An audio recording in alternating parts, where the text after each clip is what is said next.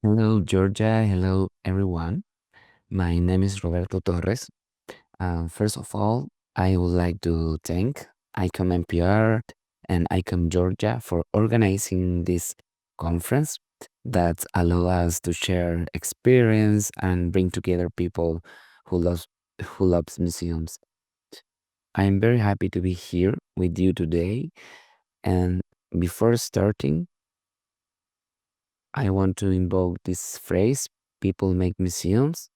Like a mantra. For me, it's kind of spiritual slogan that I use in my work. And in this content, I think it's very important to put people at the center of our strategies. I would like to present the experience Sintoniza con la Memoria, an initiative we carry out to commemorate the 45th anniversary of coup d'etat in Chile. This project has a very special place in my heart. First, because it has a great impact on media and increase the museum's audience in a large numbers. On the other hand, this project create a context to allow many people to dialogue and open their hearts and share memories of the past and present. Talking about coup d'etat in Chile is not easy, and so we contribute some way to open this dialogue about how we want to build our future with pillars such as democracy, respect, social justice, and human rights. The Museum of Memory is a place that brings together many people with different cultures, people with different interests, demands, and backgrounds, because it's like a bridge between the past and the present.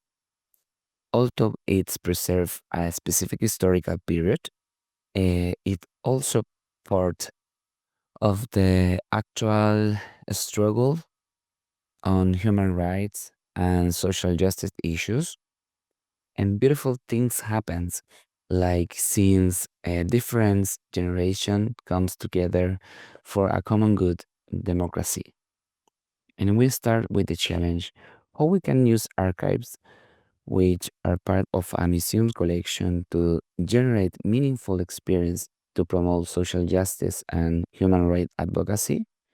And we had a radio archive platform, but with categorization and usability designed for researchers. And it's a huge database, but only for queries. It doesn't offer the possibility to create narratives to link all the material together. With this action, we want to generate an experience of memory that offers the possibility of understanding how September 11, 1973 was experienced, especially for the new generations who did not live through the historical event. In this way, the action opened a space for national reflection on the importance of respecting human rights and democratic values in order to not repeat the mistake of the past. Just one more thing before I show some videos. The radio was the only media to record the first code signals, delivering important information will later become an important part of the country's political and cultural heritage. And well, what did we do at the museum?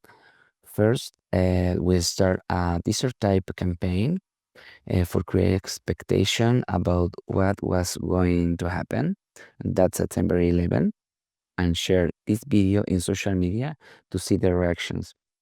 It's in Spanish, but it's too short.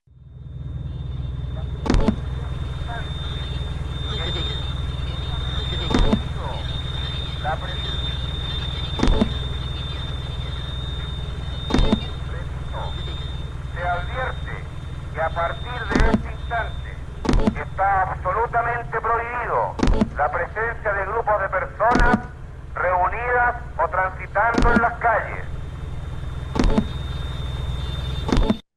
The video created a lot of expectation, but we never anticipate the number of people who were going to participate in the digital experience.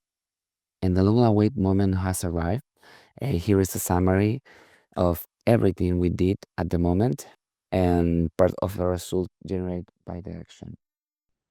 Chile has its own 9/11, but it was in 1973 when the military forces of Augusto Pinochet took over the Chilean government, starting 17 years of one of the bloodiest dictatorships of South America. 37 years later, the Museum of Memory and Human Rights was open to keep the memory alive of the thousands of people who disappeared and who were tortured during those years. Despite the fact that Pinochet's dictatorship is globally rejected, in Chile the denial and minimization around the human rights violations is common among the younger generations, and even some politicians have justified these acts. El pronunciamiento militar fue justificado, lo que generó en la libertad de Chile de vivir en un marxismo. Es un museo de la izquierda para contar una versión falsa de la historia del Chile. How can we help a generation who didn't live in those times understand what really happened during the dictatorship? Museum of Memory presents The Memory Dial. We used the radio, the medium with less military censorship during that time, to create an audio gallery that relayed the 11th of September 1973, just how it happened.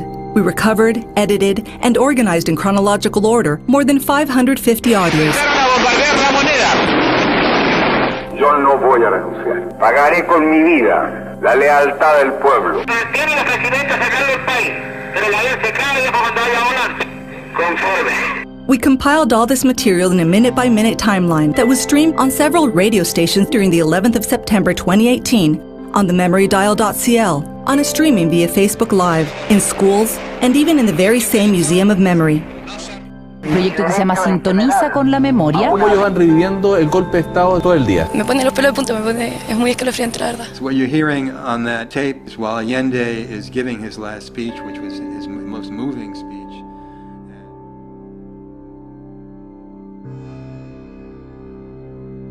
El proyecto busca sancionar la negación a las violaciones a los derechos humanos ocurridos en dictadura. Fue aprobado en la Cámara de Diputados. That's how we kept history alive for younger generations, helping them understand that independent of political stance, there's no justification for human rights violations.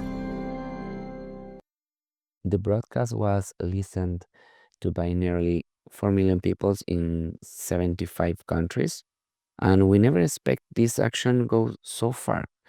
It was shared during the programming and news coverage of important national media who appreciate the emotional and innovative experience.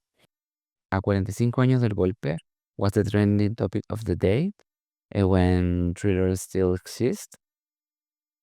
And here you can see some keywords, phrases, organization, hashtag about everything what says on social media during this day. And it's interesting to see it in this way. And finally, the experience was widely commented on and create a space for reflection and dialogue. But my favorite part was that those people were listening to the radio, went to the museum the same day or days later to see live what they had heard in a digital form.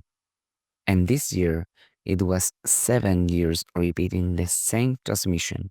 I hope you hear it too.